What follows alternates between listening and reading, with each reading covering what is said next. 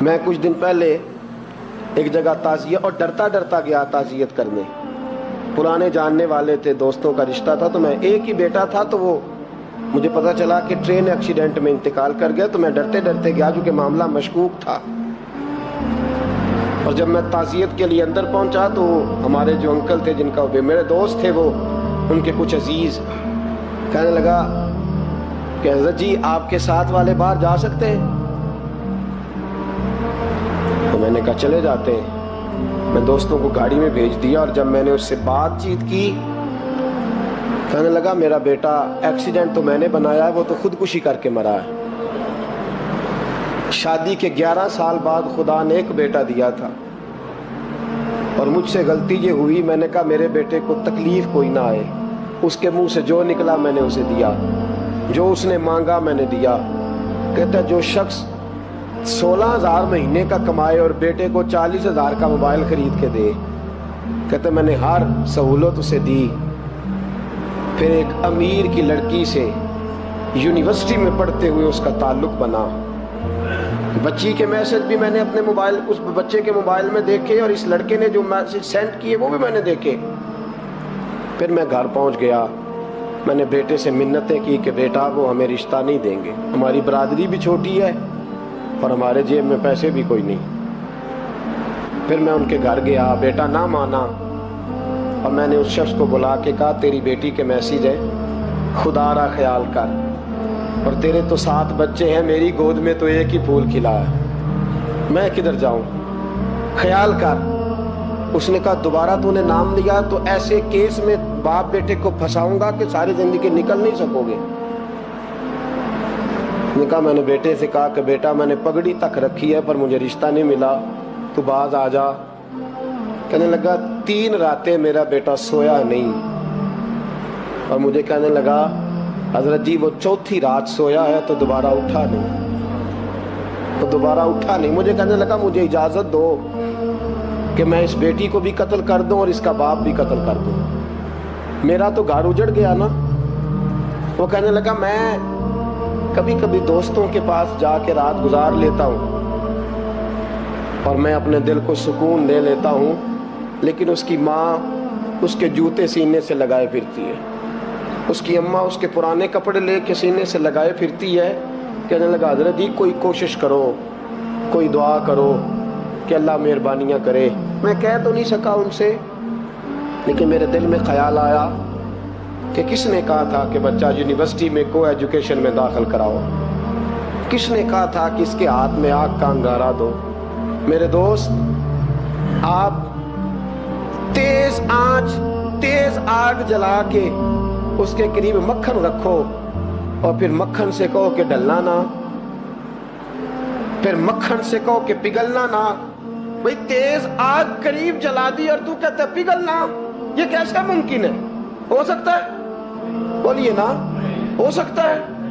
لڑکا اور لڑکی کٹھے کالج میں پڑھے, ایک کمرے میں رہیں, ایک چھت کے نیچے رہیں, ایک دوسرے کو دیکھیں, نام جانے, فون نمبر پاس ہو, اور پھر کہنا کہ تم عشق کا چکر نہ لڑانا, کیسے ممکن ہے؟ اور بڑے سیانے بندے کہتے ہیں حضرت صاحب اعتماد ہونا چاہیے اولاد پہ. میرے نبی پاک کو اپنی بیویوں پہ اعتماد نہیں؟ عبداللہ ابن مکتوم نابینے سے ابھی آئے ہیں تو حضور نے فرمایا پردہ کر لو. حضور کو اعتماد نہیں؟ مصطفیٰ سے پاک گھر کسی کا ہو سکتا ہے؟ فرمایا پردہ کر لو, نقاب ڈالو. سونے وہ تو نابینا ہے, فرمایا تمہیں تو نظر آتا ہے نا, ڈالو نقاب. یہ اعتماد ہونا چاہیے. یہ کیسا اعتماد ہے کہ تو تیز آگ جلائے اور مکھن قریب رکھ کے اعتماد کر, یہ کیسا اعتماد ہے؟ ایک حدیث سنانے لگا ہوں, زندگی بھر بھولنا نہ, دل کی تختی پہ لکھنا یہ روایت. توجہ ہے آپ کی؟ جاگ رہے ہیں؟ باہر والوں کو میری بات کی سمجھ آ رہی ہے؟ حدیث سنانے لگا ہوں, ابن حجر اسقلانی حدیث لائے ہیں. رسول پاک صلی اللہ علیہ وسلم نے فرمایا جہاں مرد اور عورت اکیلے ہوں وہاں تیسرا شیطان ہوتا ہے. یہ تو پہلے بھی سنے ہوں گے نا اتنے لفظ، اس سے آگے ہیں ابن حجر حدیث کے لفظ لائے.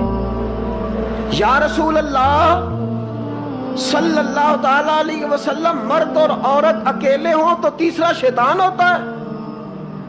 حضور نے فرمایا ہاں. عرض کی حضور اگرچہ وہ نیک ہو، جاگ رہے ہیں نا آپ لوگ، اگرچہ وہ جہاں مرد اور عورت اکیلے ہوں وہاں تیسرا شیطان ہوتا ہے. حضور اگر وہ نیک ہو لکھ لو دل کی تختی پر. میرے رسول نے فرمایا اگر عیسیٰ کی ماں مریم بھی ہو اور زکریا کا بیٹا یحییٰ بھی ہو تو میں ان دونوں کو بھی اکیلا بیٹھنے کی اجازت نہیں دے سکتا. فرمایا عیسیٰ کی ماں مریم جو رہی مسجد میں، پلی مسجد میں، جس کی پاکیزگی کا اعلان قرآن کر رہا ہے، عیسیٰ کی ماں مریم. اور فرمایا یحییٰ صرف نبی نہیں، نبی کے بیٹے بھی ہیں، زکریا بن یحییٰ. فرمایا اگر یہ دونوں بھی ہوں، ایک نبی ہو اور ایک ولی ہو، مریم اور یحییٰ بھی ہو، مریم اور زکریا بھی ہو، فرمایا میں ان کو بھی اکیلے بیٹھنے کی اجازت ہے. تو کس نیکی اور پرہیزگاری کی بات کرتا ہے؟ تو کیسا پیر ہے اس کے پاس تنہائی میں بیٹھ کے بی بی اپنا دکھڑا سنا رہی ہے؟ تو کیسا مفتی ہے؟ اٹھا کے لے جا طریقتیں شریعتیں اور جا کے سنبھال لے اپنے جبہ اور دستار میں. وہ کوئی جبہ اور دستار نہیں، وہ گند ہے. اس لیے کہ جو نبی مریم سلام اللہ علیہا کو نبی کے پاس بیٹھنے کی اجازت نہیں دے رہے، وہ پیر کس بات کی مولی ہے جو بیبیوں کو بغیر پردے کے سامنے بٹھاتا ہے؟ اور تنہا بی بی کہتی ہے میرا دکھ سن لے، اس نے اجازت دی ہے. اور پھر کہنا تماشا لگ گیا، سٹنڈ لگ گیا. یہ شریعت بیان کر رہا ہوں، رسول اللہ کا فرمان بیان کر رہا ہوں، اور اس سے آگے ہمیں کسی دلیل کی ضرورت بالکل نہیں ہے. اور پتہ نہیں باپ کو کہ میرا بیٹا کیا کر رہا ہے. اندھی ہے وہ ماں جس کی بیٹی سارا دن نیٹ پہ بیٹھی رہتی ہے، اس کو خبر نہیں کیا ہو رہا. اور جب آگ گلے تک آتی ہے نا، داڑیاں جب جلنے لگتی ہیں تو ہمیں خیال آتا ہے یہ کیا بن گیا ہے. اور جب ماں کا دوپٹہ کھینچنے لگتا ہے نا سگا بیٹا کہ چل میرا رشتہ مانگ، پھر اس کو پتا چلتا ہے کہ یہ تو معاملہ ہی بڑا خراب کر لیا میں نے. میرے دوست، جوانی زیادہ پیسے کمانے کا نام نہیں. اگر تو قیمتی کپڑے پہنتا ہے تو تو جوان نہیں. تو 50 کلو وزن بائیں ہاتھ سے اٹھا لیتا تو تو جوان نہیں. اگر تو ڈگریوں کا ڈھیر لگایا ہے اور تیرا دراز اور الماری بھر گئے ہیں تو تو جوان نہیں. اور اگر تو نے اپنے خاندان اور معاشرے میں اونچا افسر بن کے نام کما لیا تو جوان نہیں. جوان اس کو کہتے ہیں جس کی جوانی پاکیزہ ہوتی ہے. جوان اس کو کہتے ہیں جس کی نظر جھکی ہوئی ہوتی ہے. جوان اس کو کہتے ہیں جو حیا کا پتلا ہو. جوان اس کو کہتے ہیں جو شرم کا پیکر ہو. جوان اس کو کہتے ہیں جس کی نظر سے معاشرے کی بہو بیٹیاں بچی ہو. جوان وہ ہوتا ہے، جوان بھی ہو پاکیزہ بھی ہو، جوان وہ ہوتا ہے کہ میرے رسول پاک نے فرمایا صبح قیامت اللہ عرش کے سیدھے جانب جوان کھڑا کرے گا. 30 سال کا جوان، چڑھتی جوانی، خوبصورت آنکھیں، روشن چہرہ، اس کا وجود طاقت والا. نبی آگے بڑھ کے پوچھیں گے یا اللہ یہ کون ہے جو تیرے دائیں جانب کھڑا ہے؟ اللہ فرمائے گا یہ وہ جوان ہے کہ خوبصورت عورت نے اسے کہا تھا میرے ساتھ منہ کالا کر لے، پر اس نے نظر جھکا کے کہا تھا انی اخاف اللہ. نہ بھائی میں تو اپنے اللہ سے ڈرتا ہوں. فرمایا یہ پاک جوانی والا ہے، یہ حاجی نہیں، نمازی نہیں، یہ ولی نہیں، یہ صوفی نہیں، یہ وہ نہیں جو غوث زماں ہو، قطب دورہ ہو، پیر طریقت نہیں، مفتی وقت نہیں. یہ خالی جوان ہے پر پاک جوانی لے کے آیا ہے. یہ خالی جوان ہے پر پاکیزہ جوانی لے کے آیا. یہ خالی جوان ہے پر اس کی نظروں میں حیا بڑی ہے. یہ پاک، یہ کیا تماشا لگ گیا عشق کا چکر. اور آج جتنی مصیبتیں کھڑی ہوئی ہیں اس عشق مجازی کے روگ نے کھڑی کر دی ہیں. ہر جوان. ہمارا ایک بچہ تھوڑے دن پہلے ہی اس علاقے کا محمد طیب نام کا شہید ہو گیا. وہ ایک کونے میں رہنے والا, ایک محلے میں ایک چھوٹے سے کونے میں رہنے والا بچہ تھا نا. میرے ساتھ دوست موجود ہیں. صبح سے لے کر ساری رات میں افسوس کرتا رہا میں جنازے میں کیوں نہیں گیا, میں جنازے میں کیوں نہیں گیا.